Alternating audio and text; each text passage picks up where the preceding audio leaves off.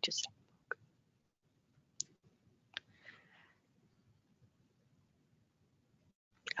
sorry. I need to.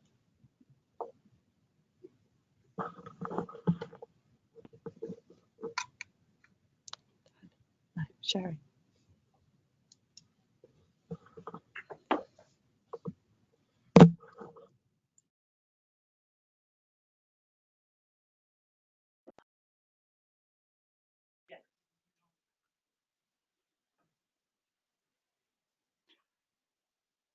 Hi everyone, thanks for joining us today on our webinar on 5G. My name is Phil Laidler. I'm one of the partners at STL Partners, and I will be chairing the Q&A later on in the session. Just to let everyone know, a little bit of housekeeping. We're going to be sending you a recording of today's session in the next couple of days. Those of you unfamiliar with this platform, you should see a control panel on the right-hand side where you can expand or hide this panel, and there's an orange arrow button on the top, arrow 1.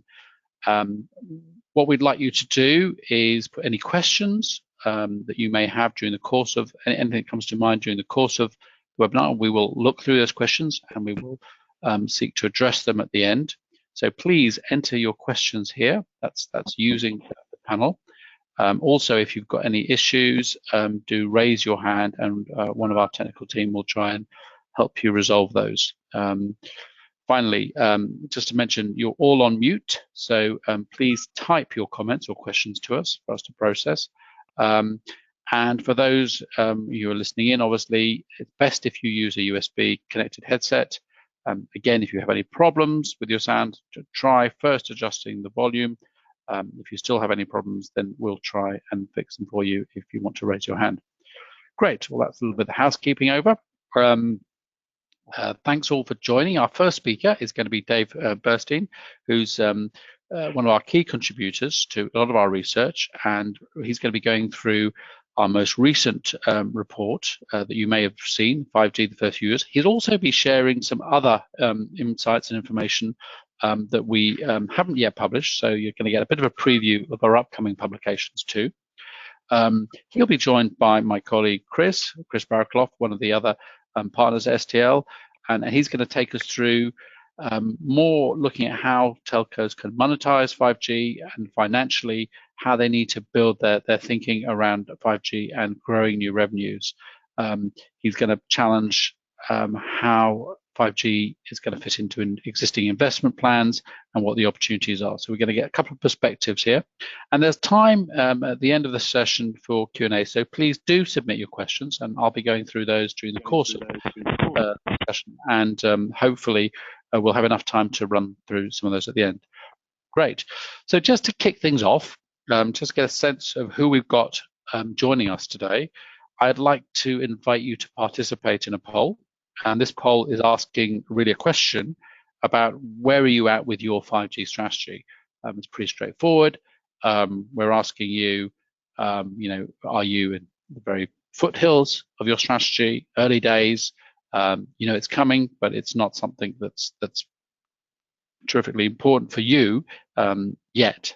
Perhaps you're an enterprise customer, perhaps you're not directly involved with 5G. You may be quite vague. Anyway, you can see the responses, you can read them yourselves. I don't have to read them out to you. So please, poll's open. I invite those attendees to select one of these, and we'll have a sense of who's attending on today's call. Give you a few more seconds to make your decision, and then let's see. Okay, so the audience, there's a mix. Some folks are in the early days. Some are fairly well defined in terms of what 5G means to them, and some of them seem to be a lot further down the road, building good knowledge and timing. And there's a few who have perfect insight. Lucky you. Maybe you don't need to join this That's webinar. more than I have. So good. Well, hopefully we can shift some of that understanding and insight, and that's the purpose of today's webinar. Without further ado, I'd like to invite Dave to take us through his view of the first 4 years of 5G. Thank you, Dave. Confirm that I'm coming through fine. Loud and clear. Good, great. let me, before I get into the Verizons and the Deutsche Telecoms of the world, give you a news break that came in overnight. There is now a 5G trial going on in the city of, I'm mispronouncing this, Xinjiang in Qinghai province in Tibet. That was just there in Xinhua that I picked up. And it's quite something. This is going everywhere. It ain't there yet. Let me be very specific. I do not think there are more than 1,000 people and businesses connected anywhere in the world at this point. Certainly less than 10,000. Verizon is live, and if you're in the right territory, not a big area, you can get what's probably going to be a gigabit. AT&T turned on its 39 gigahertz. They still have a lot of problems. They'll fix them. In Korea, there are 8,500 cells live. They officially turned on for businesses that wanted to connect last week. Telstra is working hard. Deutsche Telekom is live in Warsaw, but not in Germany, but they're about to turn on Berlin. And this is going to be a very fast year, at least in China. 172,000 cell sites, eventually 5 million 5 years from now. 172,000 cell sites with 5G, all mid-band, and that's more than the complete network of Verizon plus AT&T. Next.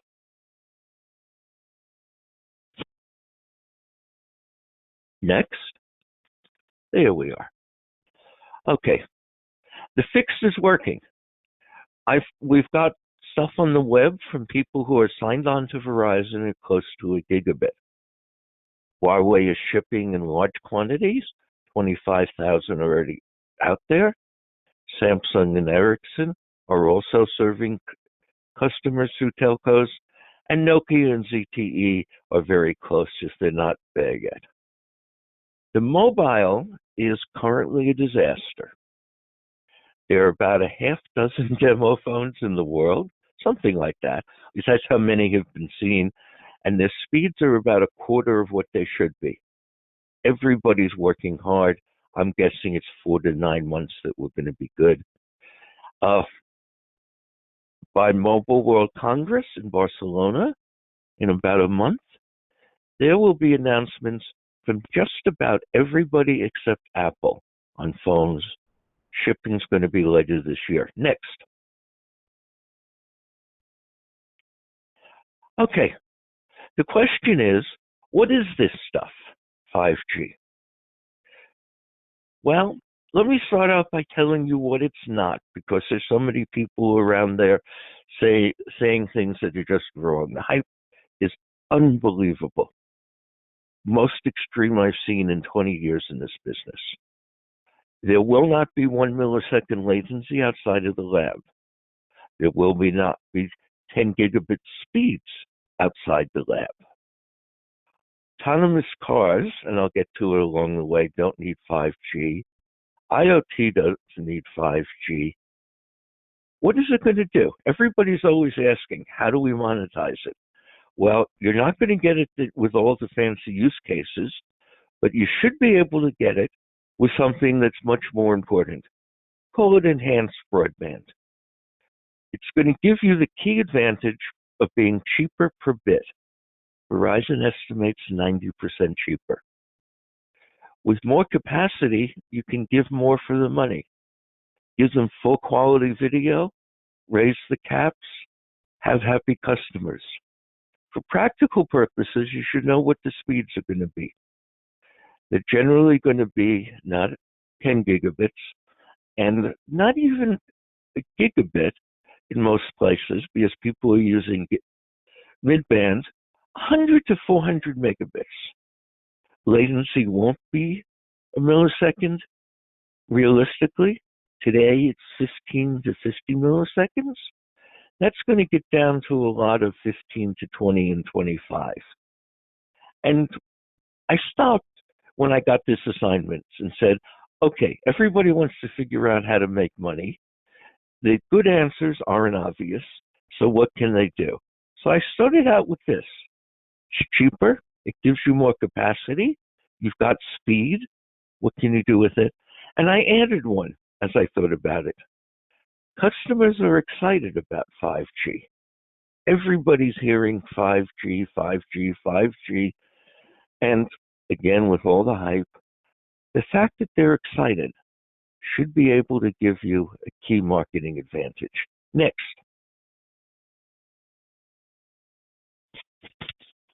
As I just said, sorry, I cannot tell you what killer app is going to solve problems, but the low speed, capacity, and low cost, high speed, low cost capacity, and excited customers give you lots of ways.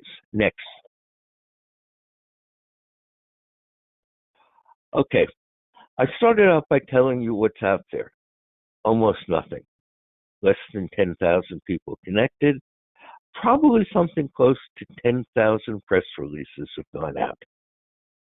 This year and next, it's going to change and it's going to become real. China's going to have 172,000 cells. That is almost unbelievable when you think about it. Literally, it's more than AT&T and Verizon combined in 1 year. The Chinese have done that before, however. They just passed 406 million homes that are connected to fiber, most of which was done in 4 years. That's 406 million homes, latest number, not just passed, but connected. There's been lots of problems getting the phones out there. They all have, the only chips at this point are from Qualcomm and Huawei.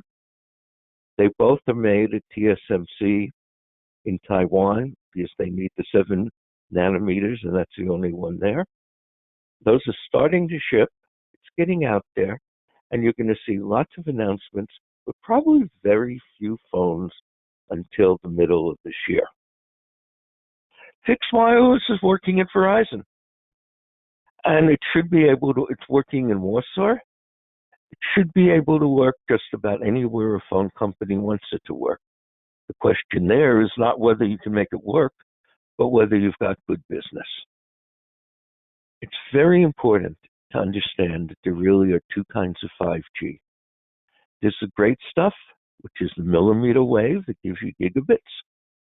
Most people are not doing 26 gigahertz, 26, 28 gigahertz. They're doing 3.5 gigahertz and less. That's not nearly as fast. Think about that as 100 to 400 megabits. Nobody expects significant revenue until next year, and most aren't going to see much before 2021. And I can give you a quote from the CFO of Verizon confirming that. Edge clouds matter if you need speed. And that's really important, what speed people are going to get. Deutsche Telekom is already building one, I am confident to tell you.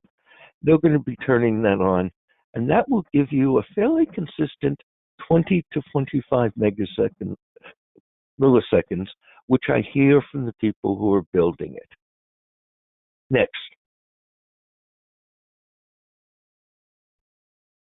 Okay, next year, probably some stuff.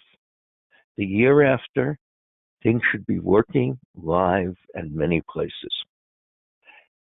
China is committed to passing over 300 million homes, and the China Tower people say they can make that happen in about 3 years.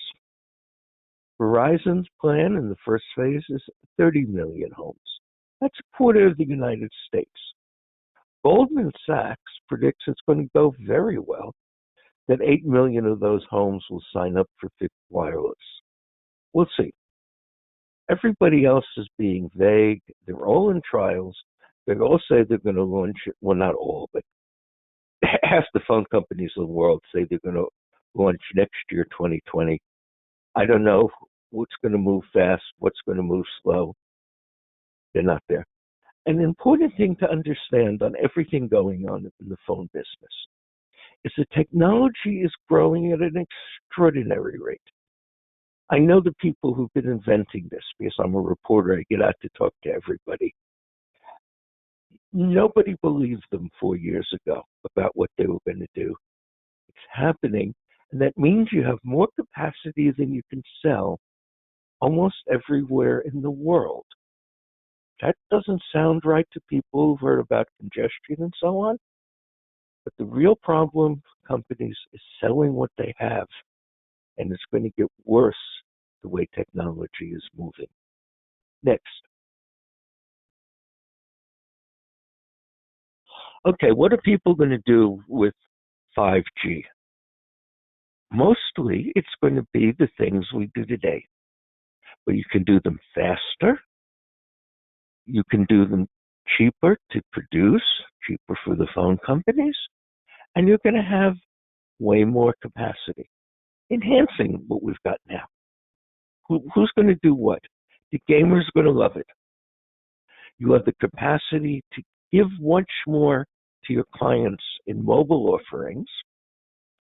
Remember that what's going over mobile, excuse me, is mostly video. 50 megabits is enough for 4K TVs. 100 to 400 megabits is going to hit just about everybody once. Fixed wireless works, and it's probably going to be a smart move where you as the company are not the incumbent and don't have a good deal to unbundle. Verizon was one of the first.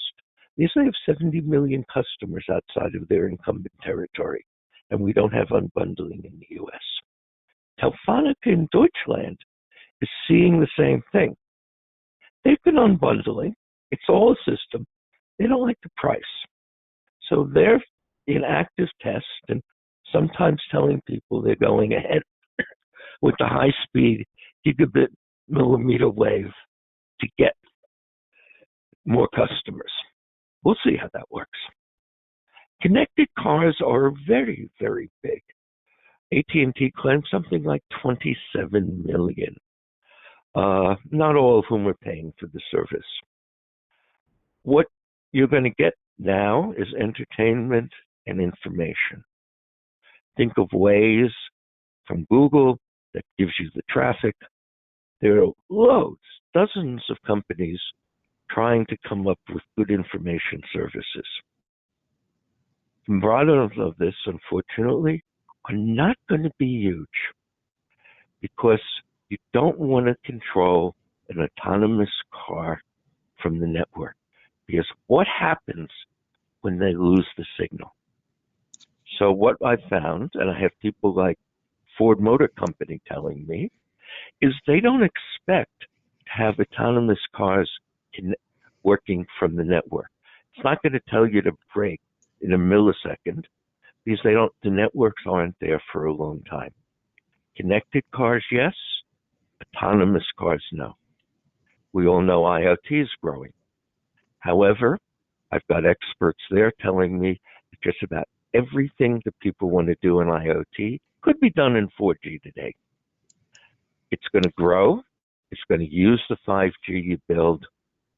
It's not going to blow up your system. There are a couple of things that are probably going to be good, but you can't count on it to make money on for several years.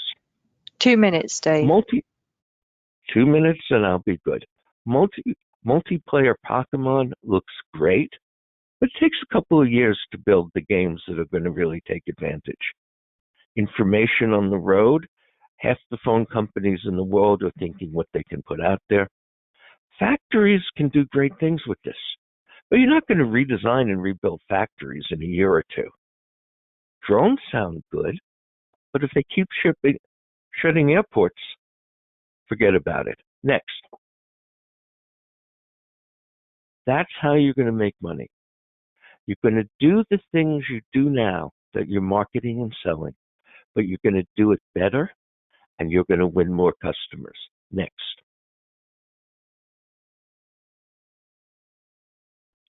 Next. Okay. And examples there. Give full quality video. Raise the caps. Give customers more for the same money. Sprint has lots of capacity at the moment in the US. If you sign on for the mother and father in the family, they'll basically give you a third or a fourth phone for free because they have all that capacity. I'm not saying that's right for most people, but it's the kind of thing that you're going to have, and you wind up with more customers, and the lifetime value of a customer is huge. Next. Having a better network is probably going to do more for you than anything else in 5G, at least for the first 3 or 5 years. That's because people want a better network. Verizon's entire business has been based on the reputation as the best network, letting them charge higher prices. Ericsson went out and did a survey, thinks consumers are going to pay 17% more. I doubt it, but you certainly can raise revenue enough to make a real difference. Next. Worth knowing very quickly, I'll come back and do another one of these webinars if people want it. 5G is not expensive. Verizon, again, they're the first, so we got lots of data. Just announced that they cut their CapEx in 2018 compared to 2017 because they're doing a smart build. You can do the TV in 100 megahertz. That's with 100 megabits. That's great. Spectrum, I've got a whole presentation. Ask questions, and I should be able to answer most of them. And the capacity is growing 40% a year. The traffic growth is headed down towards 30% a year. You've got a lot of capacity, and we'll figure out what happens on pricing as well. Next. Time for me to hand over to Chris. I've taken care of what's likely to be important the next 3 years. He's going to go further and tell you about strategies. Chris, are you ready?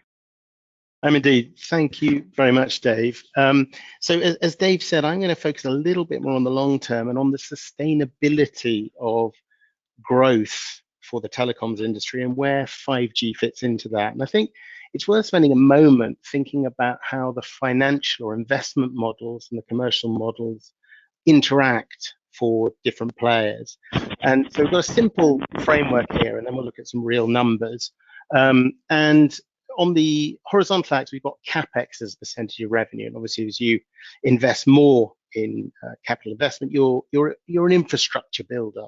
If you're a low capital investment, you're not really building infrastructure. And then on the vertical axis, we've got R&D as a percentage of revenue. It's not a perfect measure, but it's a proxy for the degree to which you invest as a company in service innovation and in products. So if we look at these quadrants, I suppose the bottom right, we've got the moat builders, the guys who are building defenses, typically through investment, through capital investment, to manage and control a scarce resource. And telcos are classic moat builders here.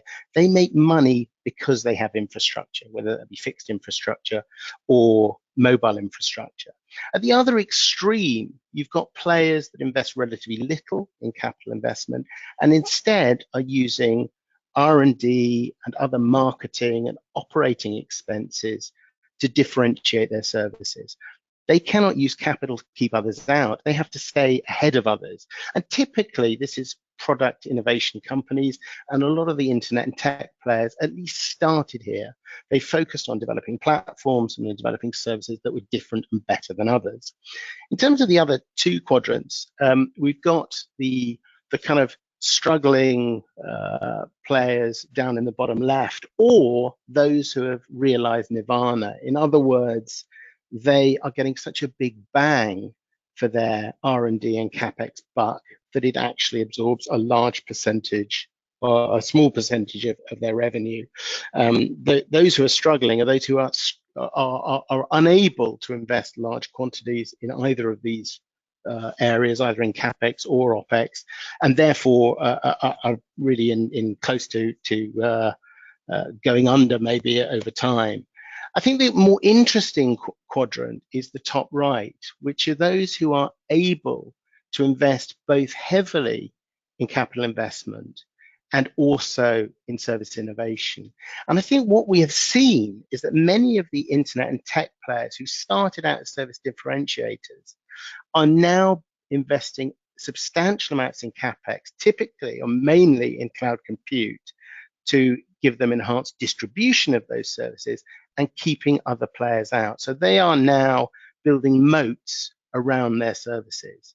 And I think the reason why this is relevant, if we look at some real numbers, is that the telcos are now, I think, starting to be left behind. And it's been something we've been seeing for a while.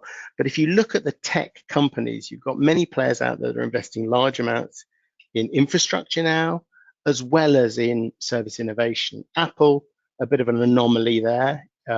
This is obviously because they've been so successful in terms of their revenue growth, certainly to the end of 2017. They've got a few more problems we're seeing now, hearing about now, but this is 2017 numbers. And therefore, they're one of the players that are getting a big bang for their buck. The telcos, by contrast, are very much down in that sort of moat building quadrant down on the left and down on the right, bottom right. Now, where I've drawn the lines, a little bit arbitrary, you could argue differently, but I think the point is reasonably well made that the effort being invested by telecoms operators in services is significantly lower. And in the past, that wasn't a problem because historically, service innovation for telecoms operators was associated direct with network CapEx. If you wanted voice and messaging, there was only one place to go, and that was your telecoms operator. What we've seen is that those moats have now been breached and that services are independent of the network thanks to the internet, and therefore the value is shifting increasingly to those who are able to provide alternative services or services that exploit those networks. Telcos are continuing to invest in those sort of leaky moats, those moats that are draining away, and have not yet invested in R&D or other operating expenditures to grow value beyond the network. And the reason why this is relevant is obviously we're moving into a new cycle, a new capital investment cycle with 5G. And I think what we can see if we look at the empirical numbers is that the telecoms industry, and the blue bar there represents 165 telecoms groups, and probably about 90% of revenue, it's extracted from company accounts, generates around $2 trillion a year.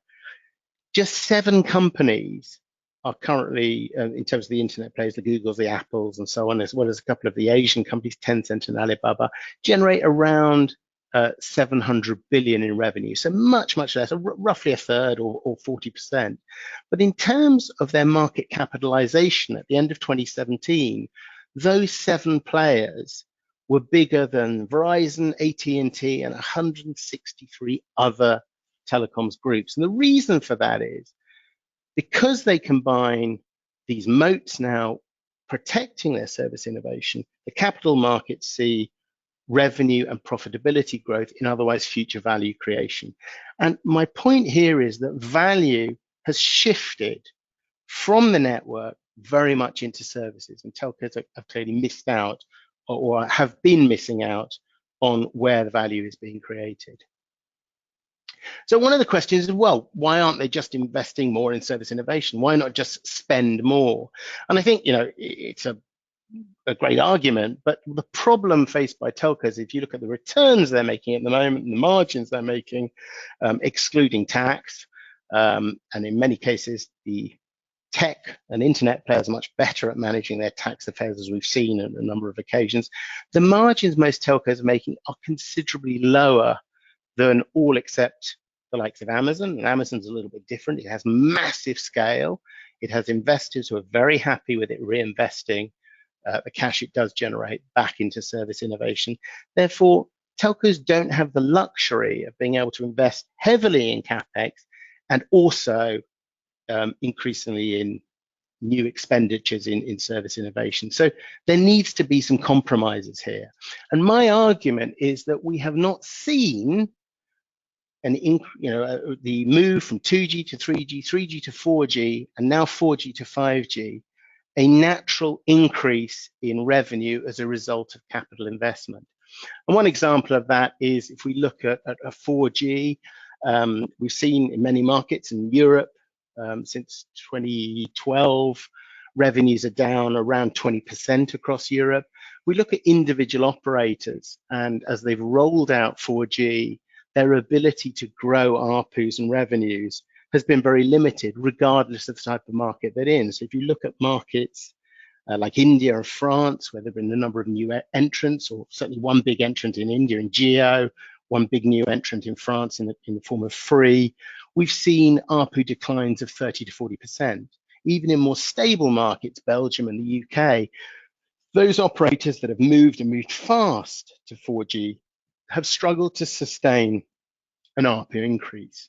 And my argument is 5G is unlikely to be any different just from growing your network faster on a long-term sustainable basis. You may get a temporary uplift, you may get a temporary improvement, you may win some more customers, but it's a zero-sum game if your competitors follow you quickly. And what was interesting, this was published a couple of days ago in the FT, and it's a view from an investor on the left, which is, look, I don't want to see my capital being invested in 5G heavily. I don't want to hear about more CapEx investment.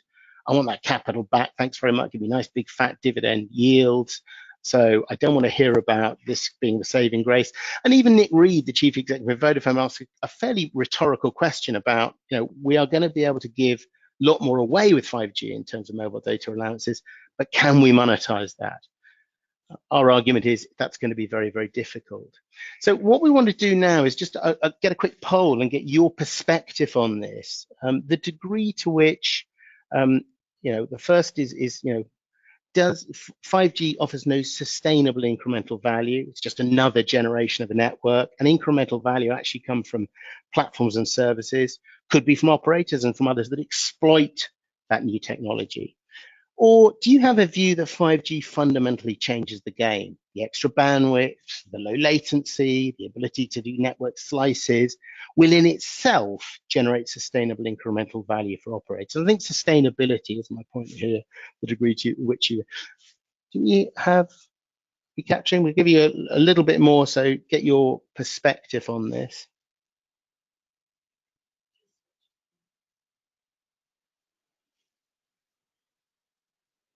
Okay, nobody knows. So, I mean, that's very interesting. We've got a very split view, and I think to some extent, this is going to be based on geography. So there are those who in certain markets will see the opportunity that 5G affords to extract more value from consumers and enterprises.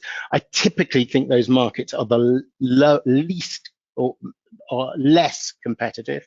So I see in places like UAE, maybe even to some extent in North America.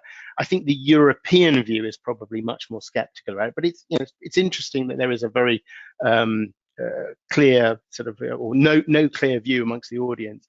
I think I've made it clear. My perspective is that 5G is another G. Sure, it gives you a bit more, but there is no incremental value in it, because if your competitor follows you, and inevitably they will have to, because their concern will be that they will offer a lower customer experience, therefore customers will move away from them, so they will always follow, prisoner's dilemma sort of situation, then it becomes a zero-sum game. Therefore, value has to come from the services that are built on it. My view is, therefore, you need to be pretty smart. Dave mentioned smart build.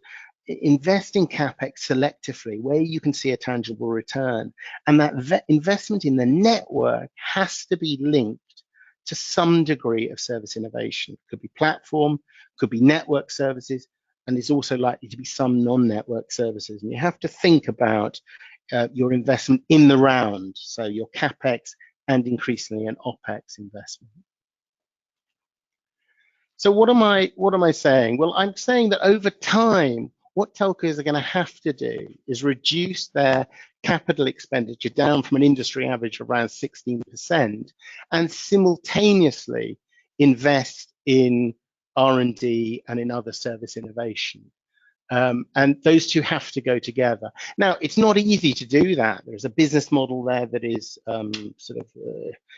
well established, but Google is an example of an organization that has moved quite considerably in terms of its financial and commercial model from one that was very much focused on exclusively on R&D to one that is also embracing CapEx. Now, it's the argument here is more difficult for a telco. I'm actually talking about reducing CapEx.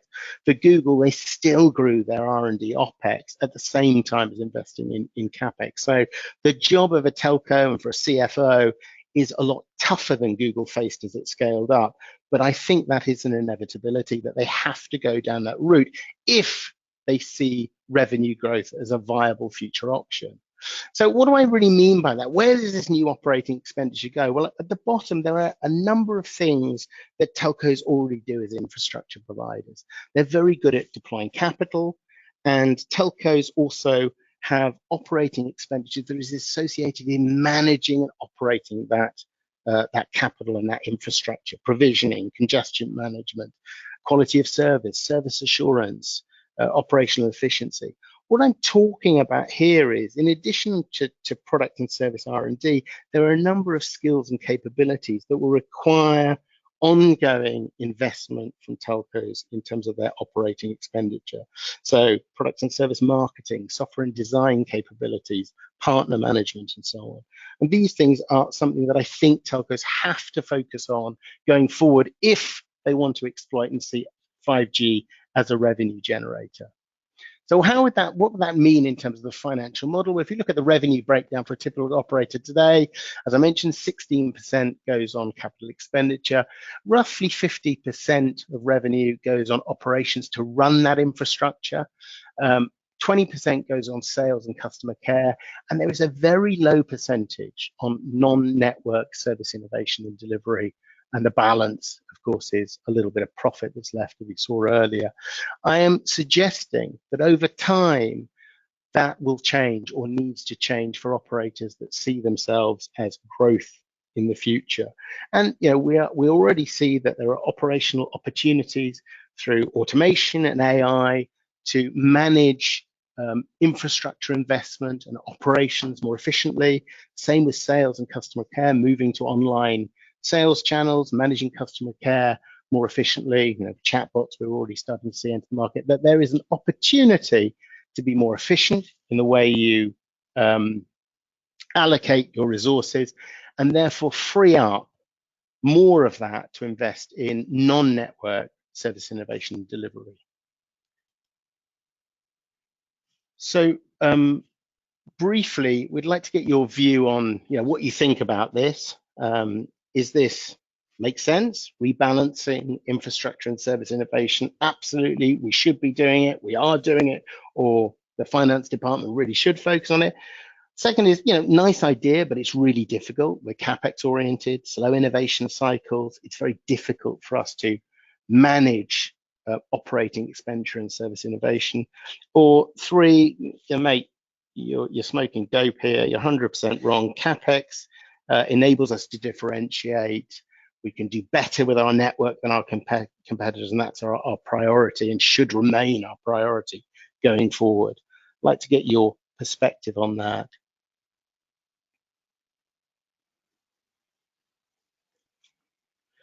Okay, so one person thinks it's wrong, and I think that's a very fair perspective, and I kind of agree with my desire is, and I'm in the middle of writing a report for CFOs to say you have to start thinking about your financial model differently, because only a change in the financial model can drive a change in the commercial model, but it is very hard to do.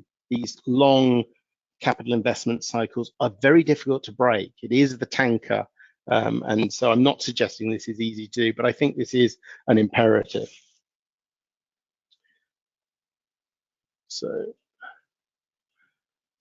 So I'm just going to wrap up very quick. I think what I'm suggesting is that we are not going to see 5G, or we should not see an attempt to roll out 5G networks and capabilities all at once in one time. What we are already seeing is telcos starting to manage their investments in terms of the focus and the way they are looking to realize value from them. And my point here is that the timing will be very different for some of these things. And the devil is in the detail, or the angel is in the detail. Telcos need to look at 5G opportunities in a way they haven't done it in the past. They need to be more focused around specific industries, specific customer segments, understand and develop a unique role beyond connectivity, and then invest in the infrastructure and appropriate platforms and services. There is, in most markets, going to be very difficult to blitz the market with 5G, because you're financially, it's going to be very tough and you won't get the returns from it. So I would leave with sort of three summary messages. The technology in 5G is table stakes. It's all about how telcos leverage that 5G technology. And that means commercial models, platforms, services, and so on in order to make new money. Leveraging that 5G technology will need a change to the capital allocation and the corporate resource allocation. This is a CFO issue, and I think the CFO needs to take a stronger role in the transformation of the business. And those corporate constraints mean that there's going to need to be a much more selective approach to 5G in terms of thinking about CapEx and OpEx to fulfill both the near-term requirement or desire to get some leadership in 5G and the longer-term objectives to manage growth for the business overall. So that's it from me. Thank you very much, Chris. So this is Phil again. I'd like to actually pick up some of the questions we've heard from the floor. Those of you who keyed them in, thank you very much for taking the trouble to do that. And fire those back to our speakers. I think the first one I'm going to start with is a question from Peter, and I'll pop this one to you, Dave. Peter's pointing out that 100 to 400 megabits per second speeds are actually available today on certain category 4G handsets. And so, when we talk about those same speeds, it feels like that's not a change from what we've got. What is the real speed that we should be able to expect on 5G, given what we're seeing on 4G?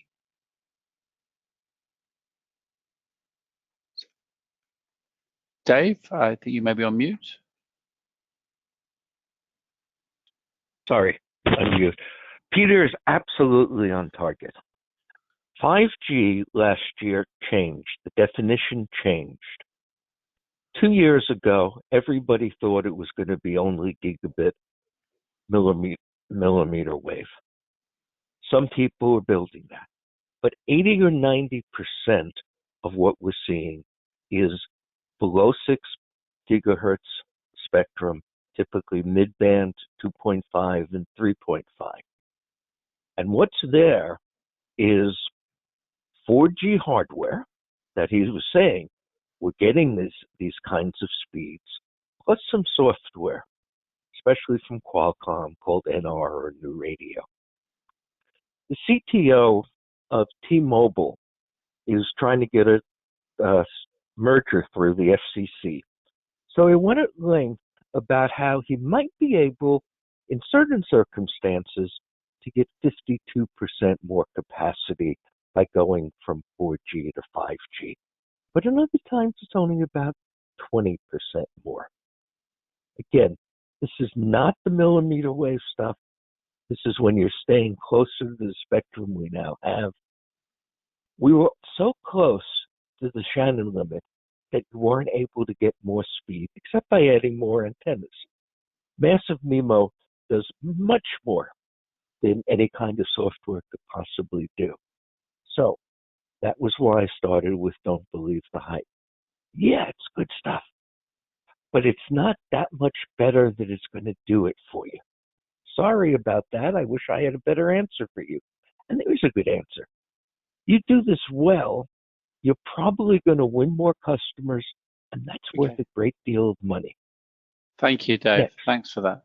Great. I'm just going to, in the interest of time, move to a couple of other questions. I think I'm going to take one from Stephanie, who's, I think I'm going to direct this one to you, Chris.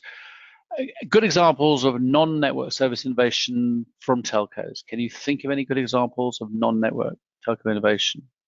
Yeah, I mean, I get asked this a lot because everybody wants some evidence that this has already happened or that somebody's being successful. And the reality is, it's, for the point I've made, because most of the financial models are stuck in a network orientation, there aren't many, but there are a few. And I think it tends to be those telcos that have been doing it for a while, have been patient, and have grown it, slowly. So if you look at Japan, which has been in revenue terms in decline since about 2005. So Europe probably peaked in 2009, 2010, the mobile market. The US is probably peaking relatively soon. Japan was ages old that it had this peak problem. And NTT Docomo invested in content, content creation. You probably remember iMode, those who've been in the industry back in the early 2000s. They continued developing content during the rollout of the iPhone and the arrival of the sort of app community. And that, coupled with financial services, and they have a mobile wallet and a credit card, mean that they have around a $6 billion non-network business there. And one or two other operators are seeking to move into new markets like healthcare, and in like TELUS in North America, Singtel looking to move into advertising. Typically, the way to do that is through M&A, at least to start things off. Okay, thank you very much. Can I come in here? Okay. Yeah. The key thing is that investing in other services makes sense if you have other services in which you're going to have an advantage that lets you make money. If there's a market for low latency, which is more like 20 milliseconds, not 1, then you invest there, and Deutsche Telekom is doing that. The Chinese are doing that. Does it always work? Well, AT&T invested about $150 billion in getting into video, buying DirecTV and Time Warner, and so far, it hasn't been a very smart move. We'll see. So services make sense if you can sell them and do it profitably, which means you have to be better than the other guys. Let me be absolutely clear. I'm not talking about getting into specifics. I'm talking about telcos developing the capability, that is the processes to develop and innovate, which they do not have at the moment. So I don't know what the services are. And I'm not saying jump into into services by investing in one particular. I'm develop the processes to enable you to innovate like other companies or some other companies can. So I'm going to pick up, there's a couple of you, David and Lakshmi, have both asked a similar question, which is slightly related to this. It relates to network slicing. And the question they have is a when question, which is when do we expect network slicing and those associated use cases to become available? And in David's case, he's asking profitable. So it's a when question. When can we expect to see real network slicing coming available from 5G? Do you have a view on that, David? Yeah, I'm looking at that very closely all over the place. And there's two parts of the question. When can we do it? And who's going to buy it that we're going to make money? The when is dependent on how fast you get the new 5G cores out there. And more people are saying, not next year, not 2 years from now, mostly 5 years from now. So the technology is going to be there 2021 to do the slicing. But the investment, which is really rebuilding your whole core, is probably going to hold that to a long time afterwards. Okay, thanks. Can I just come? So I think it's interesting, network slicing. I think there is a big question about the degree to which network slicing is a zero-sum game. So does network slicing give you a de facto right to extract more value?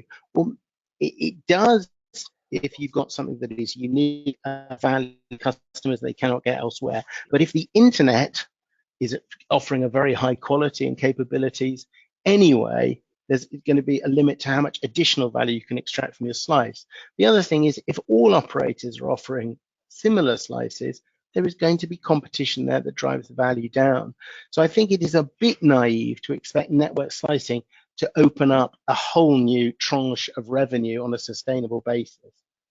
Okay, just in the interest That's of time. exactly what you have to prove, that there is something out there that you will make money that will buy on the network slicing, which implies there's a lot of people and a lot of businesses that want to be very low latency and maybe ultra reliable. I haven't seen them. Okay, just got a couple more questions, and I'd like short answers if possible, because I'd like to get through some of them. Roughly, a question from Big House, roughly how many markets or operators, let's say markets, because that makes more sense, do we see taking a more shared infrastructure approach to 5G? Maybe you could put a percentage on that in terms of a percentage of markets or countries. Do we see taking versus a traditional own build network? Any views on that, David? Just a 3-word answer. Very quickly, almost everybody thinks sharing is better. In China, the 3 carriers are sharing all the towers. In England, there are 2 consortiums of 2 carriers that are building separately, but the 4 carriers aren't all building their own. 1 network is cheaper than 2, 2 is cheaper than 4.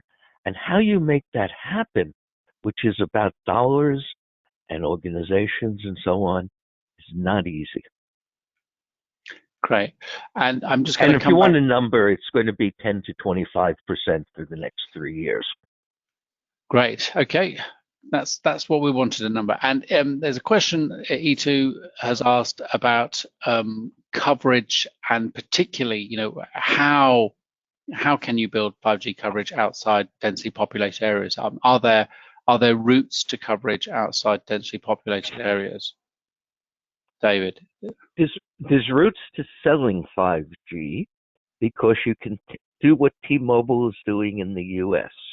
They're building out 600 megahertz across the country. They're putting on the NR software. According to the industry, that allows them to call it 5G. Again, there's not a big difference unless you go to millimeter wave, but it also means there's not a big difference in cost to give them something called 5G that's a little bit better. And the technology says in the low frequencies, you can do everything that you do in 4G with 5G a little bit better, but not a lot. Okay. I've just got a quick question here regarding slicing again. Again, it's a single 1-word answer, sort of numbers. And I know we get asked this a lot, but when we talk about slicing, do we envisaging a handful, 1 or 2 slices, or 10 or dozens? What do we think the operators are going to look towards when it comes to slicing? I just haven't seen the people who want to buy it because they need it. So I think it's a very small number. Okay, great. I've got finally a couple more questions here regarding spend percentages. I don't know if you feel comfortable with projecting within CapEx where the different envelopes are, Chris. We've got a question here: what percentage will be on radio versus core and deep fiber? So I guess it's a radio versus core. How do we see that maybe changing rather than giving us exact percentages, Chris? Well, I can only speak for what I've seen thus far, and I'm not sure there's any evidence that 5G will change it dramatically. Is that probably somewhere in the region of 60 or 70% is on the radio access at the moment rather than in the core. So you're going to need a bit more fiber in the core if you've got all this being pumped through. But I don't see why, from a CapEx perspective, that would change in terms of the mix. And there's a technical reason why he's right there. There are 2 flavors of doing the core. There's the standalone 5G core, which is expensive, but we talked as not having, and what's called the non-standalone, which really is the existing 4G core that doesn't need to be upgraded, and that's what nearly all the telcos have chosen to do for the next 5 years. So they're not doing the big core upgrade. They are doing lots of fiber between the radio and the core, but it's not going to blow the economics because people aren't building into the core. Okay, great. Fine. I'm just conscious of time, just a few more minutes, but lots of great questions coming in here. What I'd like to come back to is there's a question here. We've seen a lot of the same discussion from 3 to 4G, and this is a question from E2. What's different, do you think, if at all, in the conversations and the discussions and the outlook we're seeing from 4 to 5G? So, Chris, you guys know better than I do. I'm the geek. Well, I think the issue here is that the financial outlook for the industry overall is, less attractive than it was previously. We are seeing a rapid slowdown. We've seen decline in Europe, slowdown in the US, slowdown in Asia, and therefore, for me, in a sense, it's a little bit more closer to the bone in terms of having to make a decision. Whether this time around a decision will be made to look at deploying capital more sensibly, which is, I think, what investors are asking, I don't know. But I do see that the capital investment that was very substantial, actually increased during the 4G cycle, has led to a rise in debt. So it has been, as an industry, that we've had to fund that capital investment increasingly through debt. That cannot continue indefinitely. So I think for me, the big change here is, first of all, you're getting diminishing marginal returns with each G, and I don't believe that 5G is a game changer in the way that some people do. I think from 2G to 3G, big change, 3G to 4G, moderate change, 4G to 5G, sure, there'll be changes and improvements, but it's not massive. And the second thing is the financial position in the industry is getting a lot tighter. Therefore, I think it becomes a more careful examination of how you're investing is going to be demanded by investors going forward. Great. Thanks. And there's always the option to, instead of investing to grow, to cut back. Verizon just got rid of 10,000 employees. AT&T is looking at getting rid of 70,000. If you can make services work, great. But unless you can do that, it may be smarter to stick to the business you know and bring down the cost. Which absolutely, retrench. You retrench. I mean, the other alternative is we are in a much, much smaller industry in 10 years' time than we have now in telecoms, which is a huge industry. But it won't be the same if we are very smart, very clever, very efficient pipes. It'll be a much more efficient game, which is the way the capital markets see it, frankly. So I'm going to pick up on another question following on from your response, Chris. The question hasn't left their details, but and the question is, well, in that case, isn't it right to continue focusing investment on 5G? Is that not the right decision? If what? Well, if it doesn't look as clear cut, if it looks more challenging than previous ones. Look, I think it's your strategy. It's you determine. Sure, if you don't say, actually, we're going to be a very efficient, a very effective piper, invest in 5G and invest very carefully in reducing your cost base, using automation, using AI, using a lot of virtualization to bring and be a low-cost player in a commodity market. Very viable strategy. Most senior management don't talk that way. They talk about we're growth, we're innovative, we're service players. So what I see happening in the marketplace and the noise I hear from boards, the two don't hang together. So sure, go down that route and it's viable. If you want to be a services player, don't play around there and keep talking about all these services you're developing and not invest sufficiently in them, because you won't have the processes, you won't have real scale there. And there are one or two telcos that are doing that and saying, yeah, we will invest big in this, and we see services being a large part of our, but it's choices you have to make. And at the moment, it's just not clear for a lot of telcos which way they're going. Are they going down the piping or are they going down services? If you're going down services, do something different. What you Right. have to do is look at the competition in each market. You probably don't want to fall behind the competition. So what Vodafone and Deutsche Telekom are saying is they don't want to make the big investment. They're not going to go to the millimeter wave. But what happens if Telefónica does go to the millimeter wave and really does have a big advantage? So you've got to look at what other people are doing. All the things I talked about are ways to take what you've got in the 5G and do better. And if your competitor is not keeping up with you, you've got lots of opportunity. So talking about competition, I'm picking up on a question from Jonas here, which is, do you see any threats to 5G from other technologies, be it sort of Wi-Fi for the industrial use cases, LoRa for IoT? Are these also considerations that operators need to take in hand? They're not getting out there very big. There's lots of cases where people are trying to get around. LoRa is not selling. Wi-Fi inside people's home, as opposed to massive IoT with 5G, is probably what's going to happen. And there is some room, Facebook thinks, and they've got Telefónica and Deutsche Telekom working with them, to jump to new technologies like 60 gigahertz. But you have to prove that these things we're talking about works, and until it's proven, I'd be very skeptical. Okay. I'm going to, just before we wrap up, there's a number of questions here I can see from Catherine, from David, and some other ones, other folks who are asking about Edge.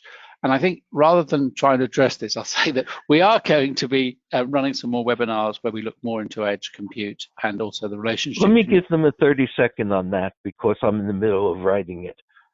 Edge is bringing down the latency. You put a lot of servers inside your network, you can deliver fast. The key thing you need to know is whether somebody's going to pay you for that lower latency. And the things that people thought would do it, like autonomous cars, are not happening.